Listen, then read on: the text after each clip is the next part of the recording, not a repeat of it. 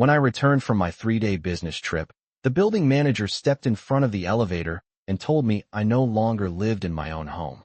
I had just rolled my Navy carry-on across the marble lobby of the Whitmore Heights condominium, still wearing the blazer I'd spoken in at a nonprofit leadership conference in Chicago, expecting nothing more dramatic than a hot shower and 8 hours in my own bed.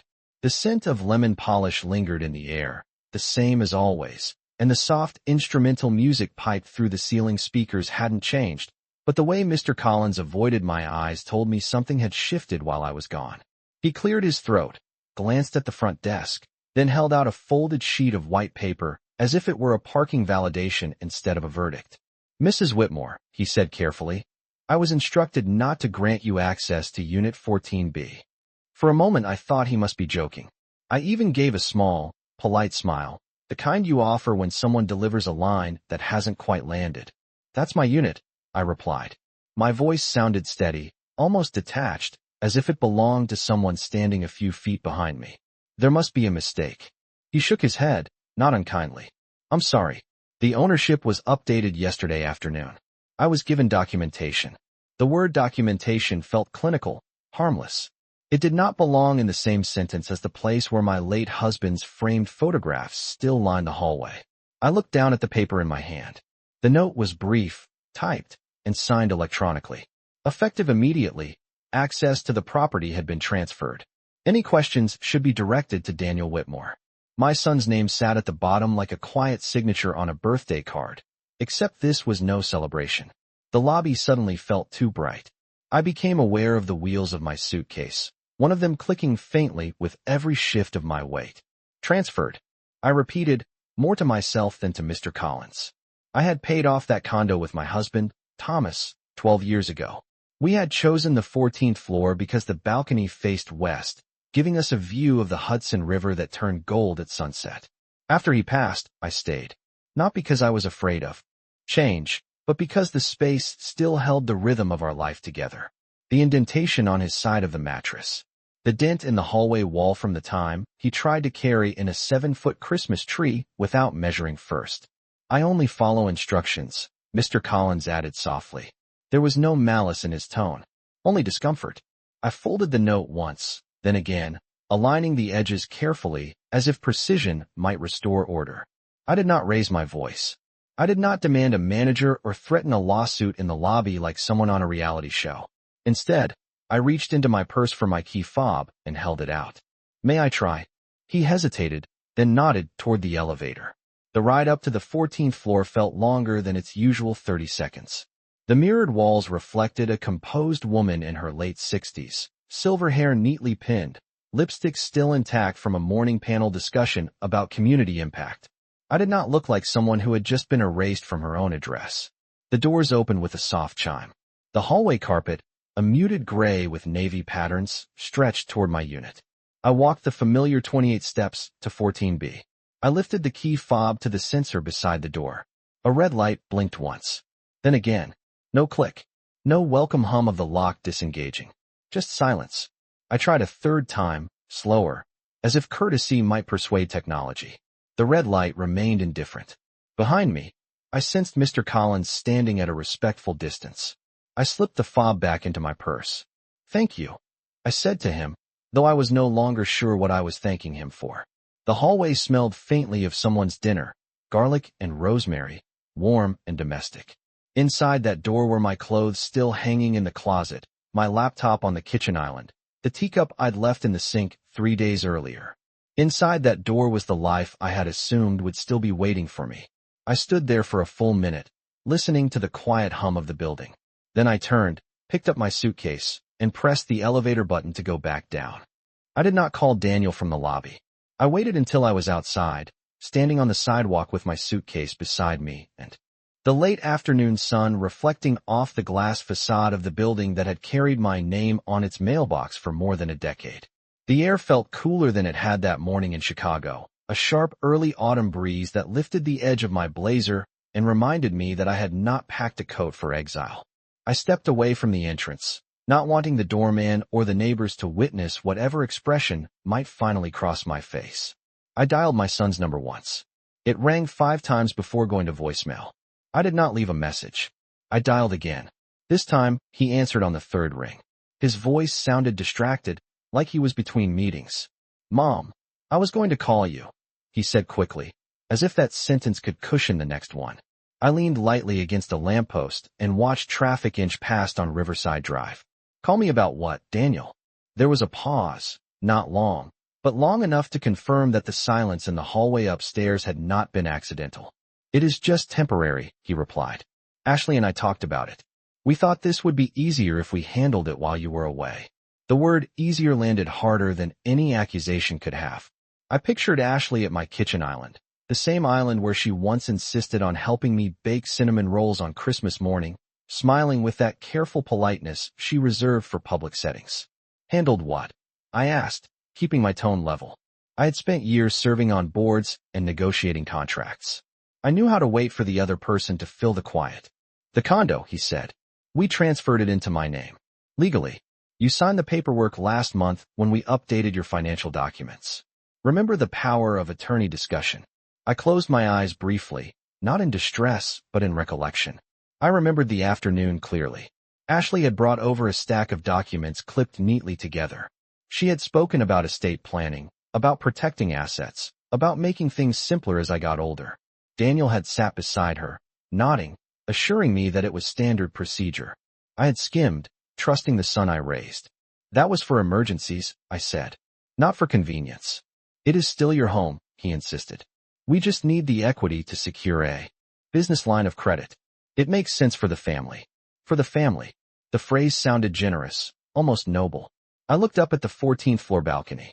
From the street, it was impossible to see the small potted rosemary plant I kept near the railing or the wind chime Thomas had hung the summer before he passed. "And did it make sense to lock me out?" I asked, without a conversation. Another pause. In the background I heard the faint echo of an office, printers, low voices, movement. "We did not want you to overreact," he said finally. Overreact. I felt something inside me shift, not break, but settle into a colder alignment.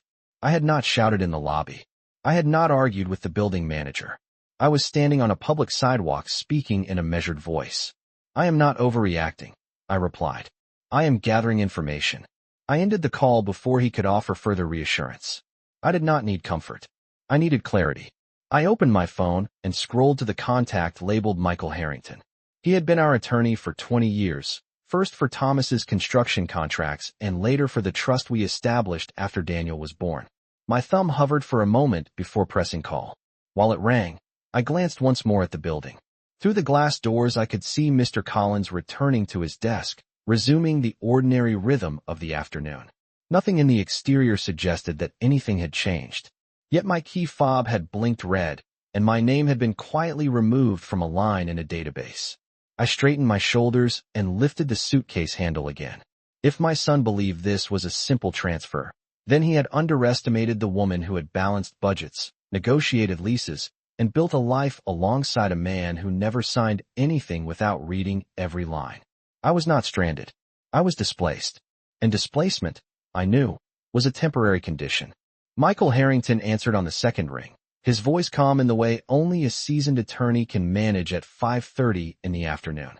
I explained the situation without embellishment, standing beneath a maple tree across the street while commuters moved around me with purposeful indifference. I told him about the updated ownership record, the blocked key fob, the note with Daniel's name. I did not accuse. I recited facts. He listened without interrupting, and when I finished he asked a single question. "Did you sign a durable power of attorney granting immediate authority over real estate transactions?" I pictured the dining table last month, sunlight filtering through the blinds, Ashley organizing documents into neat stacks as if she were arranging place settings. I remembered the phrase durable power of attorney. I remembered trusting my son when he said it was precautionary. "Yes," I answered, but it was presented as protection in case I became incapacitated. There was a pause, followed by the soft sound of pages turning on his end. "Protection clauses can be written narrowly or broadly," he said. "Do not assume the worst yet. Forward me any copies you have. I will pull the recorded deed transfer from the county database." I thanked him and ended the call, feeling something steadier settle beneath my ribs. Information. That was the next step. Not outrage. Not confrontation in a lobby. I booked a room at the Riverside Grand Hotel 2 blocks away, the same place Thomas and I had once stayed during a minor plumbing renovation years ago. The concierge recognized my last name but did not comment, which I appreciated. The room was modest but comfortable, with a king bed, a small writing desk, and a view of the river partially obscured by neighboring buildings. I set my suitcase down and sat on the edge of the mattress without turning on the television. Silence has a way of clarifying memory. As the evening light faded from pale gold to blue, I replayed the past few weeks with greater precision. Ashley's sudden interest in consolidating accounts. Daniel's insistence that I simplify my holdings because I was traveling more frequently for board commitments. The way Ashley had gently corrected me when I referred to the condo as mine, saying, "It is all of ours, Margaret." At the time I had interpreted it as inclusive language. Now it sounded strategic. My phone vibrated against the nightstand. An email from Michael appeared with an attachment labeled Recorded Deed Transfer. I opened it carefully. The document was clear. Ownership had been transferred to Daniel Whitmore as sole title holder 2 days earlier. The authorization cited the power of attorney executed on the date I remembered signing. The language was broader than I had realized, granting authority to manage, sell, or encumber property at the agent's discretion. At the agent's discretion. I read the phrase twice. There was no evidence of forgery. No obvious illegality. Just trust placed in the wrong hands. A second email arrived moments later. "Margaret," it read, "there may be additional provisions within your existing trust that limit downstream control or create reversion rights. I will review the full estate plan tonight. Do not communicate further with Daniel until we speak tomorrow." I closed the laptop and walked to the window. Down below, headlights traced steady lines along the avenue. Life continued in predictable patterns. Inside the hotel room, however, the geometry of my family had shifted. I did not cry. Tears would have implied surprise. Instead, I felt something quieter, like a ledger being recalculated.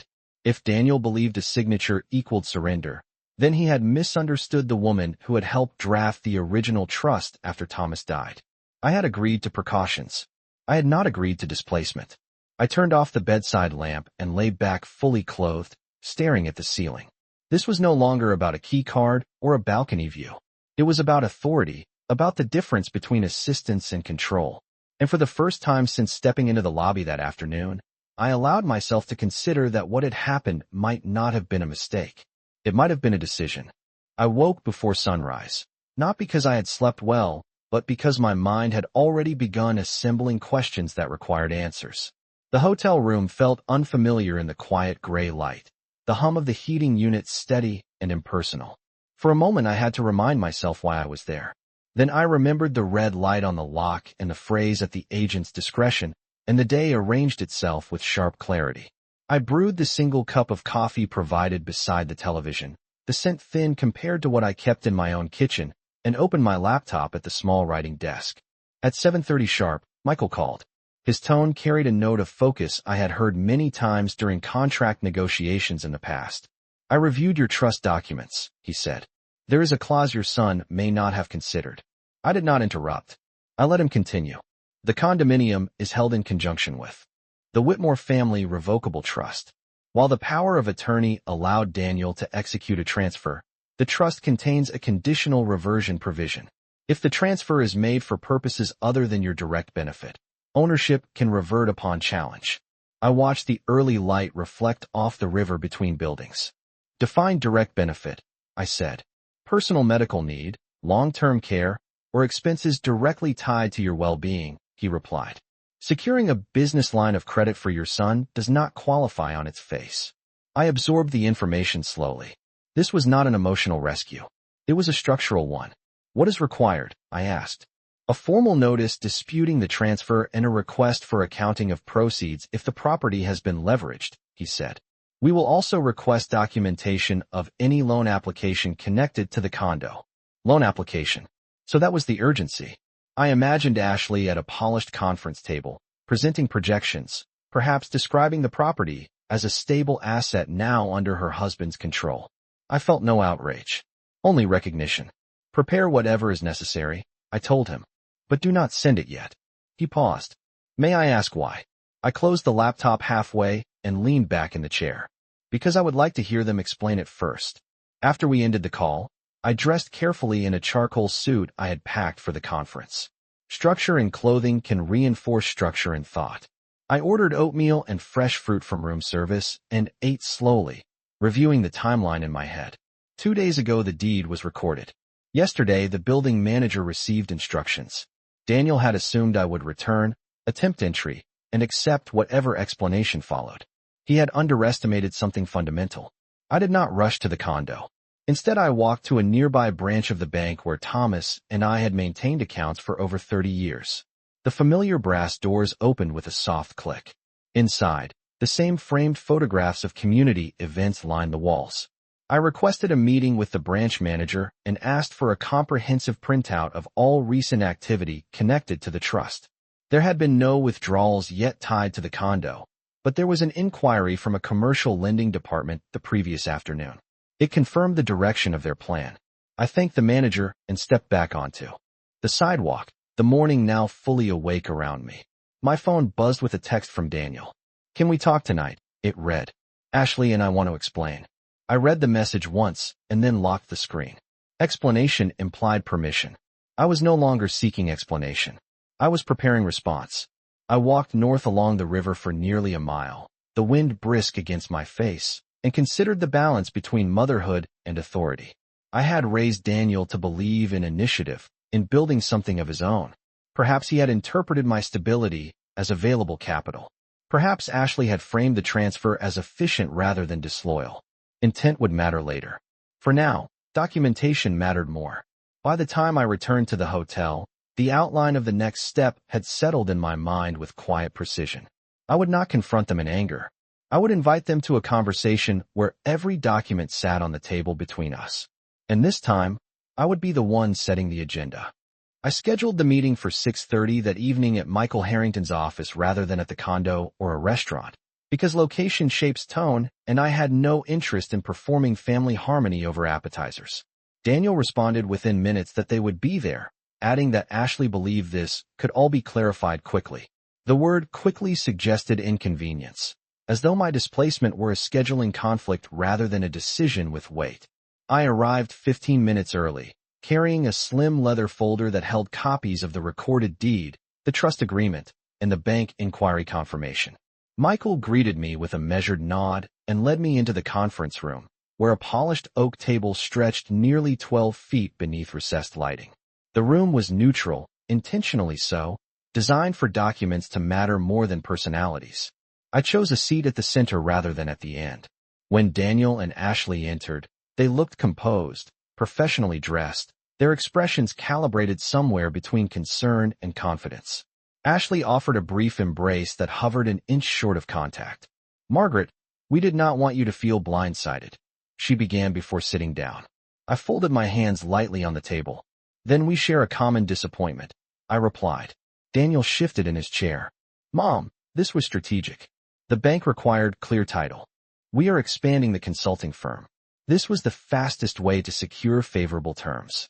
He spoke in the language of growth and opportunity, as though presenting quarterly results. I listened without interrupting. When he finished, I opened my folder and slid a copy of the trust agreement across the table toward him. "Are you familiar with Section 8, Subsection 3? I asked calmly. He glanced down, scanning the page.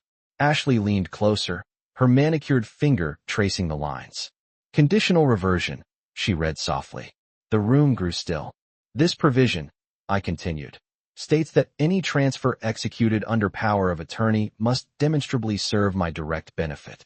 Securing a business line of credit for your firm does not meet that definition." Daniel looked up, confusion replacing confidence. "It benefits you indirectly," he argued. "If the company grows, we all benefit." I met his gaze steadily. Indirect benefit is not the language used here. Michael, seated slightly to my right, spoke for the first time. "Should Mrs. Whitmore choose to challenge the transfer, the deed may revert, and any encumbrances tied to it could be subject to review." The implications settled between us like a ledger awaiting signatures. Ashley straightened. "We were not trying to take anything from you," she said, her tone carefully measured. "We assumed you would trust us." I allowed a small pause before answering. Trust is not assumed, I said. It is honored. Daniel exhaled, rubbing his forehead. We were going to tell you when you got back. I considered that sentence. You recorded the transfer 2 days ago, I replied. You instructed building management to deny me entry. That suggests implementation, not discussion. Neither of them responded immediately. The silence was not hostile. It was revealing. I did not raise my voice. I did not accuse them of betrayal. Instead, I reached for another document and placed it beside the first. There has been an inquiry from your bank's commercial lending department, I said. Before any loan is finalized, we will clarify ownership status. Daniel's expression shifted again, this time toward apprehension. You are not going to stop this, he said quietly. I held his gaze. I am going to ensure that my home is not collateral without my informed consent. Ashley's composure thinned slightly at the edges. So what happens now? She asked. I closed the folder gently. Now, I said, we correct the paperwork. And then we discuss the difference between partnership and presumption. No one spoke for several seconds. Outside the conference room, the faint sound of evening traffic filtered through the glass. Inside, the geometry of authority had shifted back toward center. I had not reclaimed the condo yet, but I had reclaimed the narrative. Daniel did not argue further that night, which told me more than if he had raised his voice. He agreed to suspend the loan application pending clarification of ownership, and Michael outlined the formal steps required to initiate a reversion review under the trust. Ashley listened with her hands folded neatly on the table, her posture controlled, her expression composed in a way that suggested calculation rather than regret. When the meeting ended, Daniel offered to drive me back to the hotel. I declined gently. I prefer to walk, I said, and I meant it. The October air had turned crisp, the temperature hovering near 55 degrees, and the rhythm of my steps along the sidewalk gave structure to my thoughts. I did not feel victorious. I felt adjusted. Something fundamental had shifted, not only in paperwork, but in perception. The next morning, Michael filed a notice of dispute with the county recorder's office and sent a formal letter to Daniel requesting full disclosure of any financial instruments initiated using the condominium as collateral. The language was precise, neutral, and firm. By noon, Daniel had forwarded an email chain from his bank confirming that the loan committee had placed the application on hold due to a title question. I read the correspondence carefully. The figures were not modest. The line of credit they sought was substantial, enough to expand staff, lease new office space, and invest in marketing campaigns. It was ambitious. It was also anchored to an asset that had never been presented to me as negotiable. That afternoon, I returned to Whitmore Heights, not to force entry, but to speak with Mr. Collins in person. The lobby felt unchanged, though I sensed subtle curiosity from the receptionist as I crossed the marble floor. Mr. Collins stepped forward with a look that blended apology and relief. Mrs. Whitmore, he said quietly, we received updated instructions this morning. Your access will be restored pending legal review. He handed me a temporary key card while the system updated. I accepted it with a nod. Thank you for following protocol, I replied. I did not blame him. Systems operate according to instruction. People decide what those instructions will be. When the elevator doors opened on the 14th floor, I walked down the familiar hallway with measured steps. The carpet pattern, the framed abstract painting near the corner, even the faint scent of someone's coffee brewing inside another unit felt exactly as they had days before. At my door, I pressed the temporary key card against the sensor. This time the light turned green. The lock clicked open with a soft mechanical sound that carried more meaning than it should have. Inside, nothing appeared disturbed. The throw blanket remained folded over the arm of the sofa. The framed photograph of Thomas and me at the Cape 20 years earlier still rested on the console table. Sunlight filtered through the west-facing windows, illuminating dust particles that drifted lazily in the air. I set my suitcase down and walked slowly from room to room, not to check for theft, but to re-establish presence. The space felt mine again, yet different, as though trust itself had been rearranged. I stood on the balcony and looked toward the Hudson River, the water reflecting a muted silver under the afternoon sky. I did not feel anger toward my son. I felt clarity. He had acted from ambition and perhaps from influence. Ashley had acted from strategy.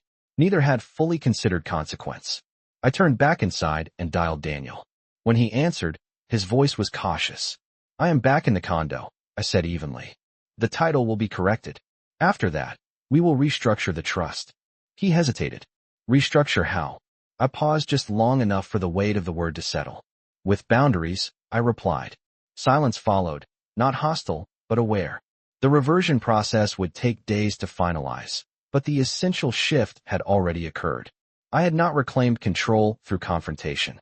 I had reclaimed it through documentation, timing, and restraint. And as I closed the balcony door against the cool air, I understood that restoration is not the same as return. Some things, once tested, are rebuilt differently. 3 days later, the county recorder confirmed the reversion filing had been accepted for review, and the bank formally withdrew the lending inquiry tied to my condominium. The legal correction was moving forward, but the deeper adjustment required a different conversation. I invited Daniel to meet me alone that Saturday morning, not at Michael's office and not at his home, but at the small cafe on 72nd Street where I had taken him for pancakes when he was 8 years old and proud of scoring his first goal in youth soccer. The place had changed ownership since then, but the booths were still upholstered in dark green vinyl, and the coffee was still strong enough to carry a morning. He arrived 10 minutes early, which told me he was unsettled. He looked tired, the kind of tired that does not come from lack of sleep, but from miscalculation. We ordered coffee. I did not mention Ashley's absence. This conversation needed clarity without audience. For a moment, we spoke about neutral things, the weather turning colder, the consulting firm's upcoming presentation to a regional client. Then I placed a slim folder on the table between us, not dramatically, just deliberately. Inside was a draft amendment to the Whitmore Family Revocable Trust. I told you we would restructure, I said calmly. This is what that means. He opened the document and began reading. The amendment removed automatic authority under power of attorney for real estate transfers without dual sign-off from an independent fiduciary. It established a separate oversight requirement for any asset exceeding $500,000 in value. It also created a charitable allocation clause that would direct a significant percentage of the estate into a community scholarship fund upon my passing, rather than leaving the entirety subject to private discretion. Daniel's eyes lifted slowly. You are changing everything, he said. I shook my head slightly. No, I am clarifying everything. He leaned back in the booth, absorbing the implications. You do not trust us anymore, he said quietly. I considered that statement carefully before responding. Trust is not erased, I said. It is recalibrated. The waitress refilled our cups, unaware that the temperature at the table had shifted. I continued speaking in the same even tone I had used in conference rooms for decades. You acted quickly because you believed efficiency justified omission. You believed ownership could be adjusted like a spreadsheet entry. What you overlooked is that assets carry memory. That condo is not a line item. It is the last home your father and I chose together. Daniel looked down at his hands. Ashley thought this was the responsible move, he said, to grow the firm while rates are favorable. I did not respond to Ashley's reasoning. Instead, I asked a simpler question. Did you hesitate before signing? The silence that followed answered more than his words. I assumed you would understand, he admitted. That assumption, I replied gently, is where we need correction. I slid a pen across the table. This amendment protects you as much as it protects me. It removes ambiguity. If you wish to build something significant, build it without placing your foundation under my roof. He read the final page again, then nodded slowly. If I sign this, does it mean you forgive us? He asked. I met his gaze without softness and without hardness. Forgiveness is not a transaction, I said. It is a process. He signed. The sound of the pen against paper was quiet, almost ordinary. Yet it marked a boundary that would not be crossed again. When we left the cafe, the air carried the faint scent of fallen leaves and distant river water. Daniel walked beside me toward the corner, his posture subdued but thoughtful. I did not lecture him further. I did not need to. The paperwork would finalize the correction. The amendment would redefine authority. And from that morning forward, any decision involving my life would require more than assumption. It would require respect. A week after Daniel signed the amendment, the corrected deed was officially recorded, restoring the condominium to its original status within the Whitmore Family Revocable Trust. Michael sent confirmation by email, attaching the stamped document with the county seal visible in the upper corner. I read it slowly, not because I doubted the outcome, but because I wanted to register the finality of it. Ownership had not merely been returned. It had been clarified. That distinction mattered. I resumed my routine deliberately. On Monday morning, I attended my nonprofit board meeting, contributing to budget projections and community outreach plans with the same composure I had always carried. On Wednesday afternoon, I met a friend for lunch near Lincoln Center and listened to her describe her grandson's college applications. Outwardly, life appeared unchanged. Yet internally, I moved with sharper awareness. Later that week, Ashley requested to visit. Her message was concise and unusually direct. She wanted to speak in person. I invited her over for Saturday at 2 o'clock in the afternoon. When she arrived, she carried a small box of pastries from an upscale bakery downtown, the kind that suggests effort without intimacy. We sat at the dining table, facing the windows that overlooked the river. The autumn light filtered in gently, illuminating the surface of the table where documents had rested only days earlier. Ashley began without preamble. She acknowledged that the transfer had been executed too quickly. She admitted that she had encouraged Daniel to view the condo as dormant equity rather than as a residence layered with history. Her voice remained steady, but there was a trace of humility beneath it. I listened without interruption. When she finished, I folded my hands lightly and chose my words with care. Ambition is not a flaw, I said, but it must never require silence from the person most affected. She nodded slowly. We thought we were being proactive, she replied. I allowed a brief pause. Proactive would have been a conversation, I said. The difference hung in the air between us. She glanced toward the balcony, perhaps noticing for the first time the framed photograph of Thomas and me on the console behind her. Daniel wants to rebuild trust, she added quietly. I met her gaze. Trust is rebuilt through transparency, not persuasion. I then outlined the new structure of the trust, the independent fiduciary oversight, and the charitable allocation clause. I explained that these changes were not punitive. They were preventative. They ensured that no future decision regarding my home or assets could occur without clarity and shared accountability. Ashley listened more carefully than she had during previous conversations about financial planning. We did not realize you had such detailed provisions in place, she said. I gave a small, measured smile. You did not ask, I replied. We spoke for nearly an hour. There were no raised voices, no dramatic declarations, only acknowledgement and recalibration. When she stood to leave, she hesitated near the door. Margaret, she said softly, I am sorry for how this was handled. I studied her expression, searching not for perfection but for sincerity. I saw understanding there, perhaps for the first time unfiltered by strategy. So am I answered, and I meant it in a broader sense. After she left, I walked onto the balcony and rested my hands on the cool metal railing. The Hudson River moved steadily below, indifferent to private disputes. I understood then that what had occurred was not solely about property. It was about authorship. Someone had attempted to edit my life without my consent. I had corrected the draft. The condominium remained mine, but more importantly, the authority over it remained aligned with my voice. And in the quiet that followed, I felt not triumph, but equilibrium restored. It has been 3 months since the paperwork was corrected, and the rhythm of my days has settled into something steadier than before. The condominium feels different now, not because the walls changed or the view of the Hudson shifted, but because I walk through the rooms with a sharper sense of authorship. Every object remains where I placed it, from the porcelain bowl on the entry table to the navy throw folded precisely over the arm of the sofa. Yet the space carries a quiet reminder that ownership is not only legal but intentional. Daniel and I speak regularly. Our conversations are measured, more thoughtful, less assumptive. He updates me on the consulting firm's progress without framing it as collective property. He describes new clients, revised projections, and cautious expansion plans that do not rely on assets that are not his.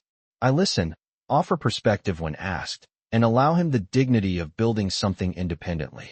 Ashley's tone has shifted as well. She no longer uses inclusive language to blur boundaries. When she visits, she asks before referencing financial matters, and she does not present documents without context. The amendment to the trust was finalized and notarized last month, and the independent fiduciary oversight provision is now active. It is not a wall. It is a safeguard. The charitable allocation clause has already begun taking shape in practical terms. I met with a local education foundation to establish the Whitmore Community Scholarship, dedicated to first-generation college students pursuing degrees in public service. Drafting the mission statement felt purposeful in a way that extended beyond family dynamics. It reminded me that resources can serve values, not merely ventures. One evening, as the sun lowered over the river and cast a warm amber reflection across the balcony doors, Daniel came by unannounced but not uninvited. He stood near the console table where the photograph of his father and me still rests. He studied it longer than usual. "I should have thought about what this place meant," he said quietly. I did not respond immediately. I joined him by the window and looked at the same photograph. "Meaning is not always visible in a balance sheet," I said. He nodded, absorbing the lesson without resistance. There was no dramatic reconciliation, no tearful declarations, only a shared acknowledgement that authority had been tested and recalibrated. Before he left, he paused at the door. "Thank you for not cutting me off," he said. I considered his words carefully. "Boundaries are not rejection," I replied. "They are definition." After he stepped into the hallway, I closed the door gently and listened to the faint echo of the elevator chime. I walked through the condo once more, turning off unnecessary lights, straightening a chair, adjusting the thermostat to 68 degrees for the night. Ordinary actions, ordinary control, yet beneath them lay something earned rather than assumed. I do not view what happened as a betrayal that fractured my family beyond repair. I view it as a correction that clarified roles. I remain a mother. I remain the steward of my own life. The difference now is that no one mistakes stewardship for surrender. And when I stand on the balcony in the quiet of evening, watching the steady current of the river below, I understand that stability is not the absence of challenge. It is the presence of resolve. The red light that once denied me entry has long since turned green. But more importantly, the voice that governs this home is unmistakably my own.